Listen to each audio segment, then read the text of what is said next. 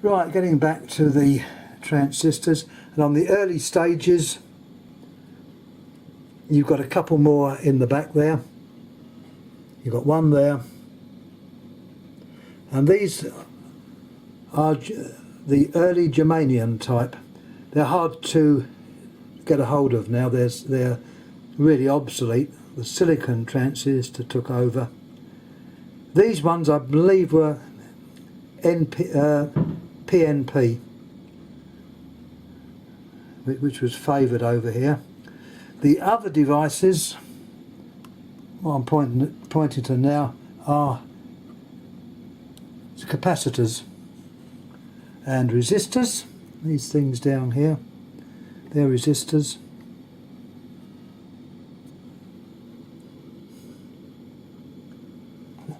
There's another capacitor there. There's a higher wattage resistor. And these, the value is determined by the actual colour bands. There is an easy way to remember them.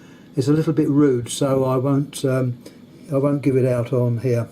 Well, it's not rude. It's just it could be offensive, but it's one way to remember them. The little capacitors have got values on them. The little black one there is 0.04 microfarad. There's one there. That's 250 microfarad. 25 volt working DC. You have to keep within that range of voltage. If you go above that, you can pop them, and out comes lots of silver foil.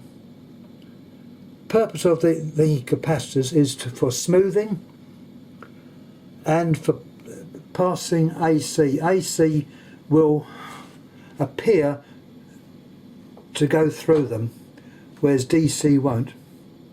An inductor, or a coil, which is in henries, has the opposite effect.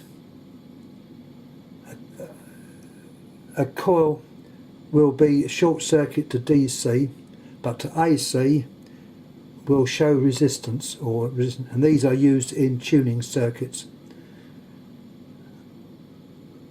Here we have the loudspeaker, and that was manufactured by Celestion, a well-known English manufacturer. I believe they used to be made near Kingston upon Thames, between Kingston upon Thames and Hampton Court.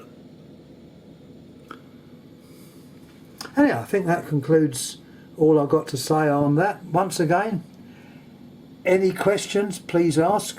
Before I do go, also I was going to mention about Mr. Armstrong. He also invented, or helped to invent, the FM frequency modulation, which is a totally different way of transmitting radio signals. These are all on the AM, or amplitude modulation.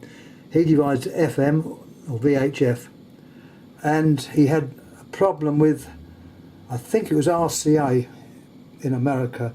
He either wasn't paid his royalties or something like that, and the poor man becomes so frustrated that, I did say he lived in one of these tall buildings.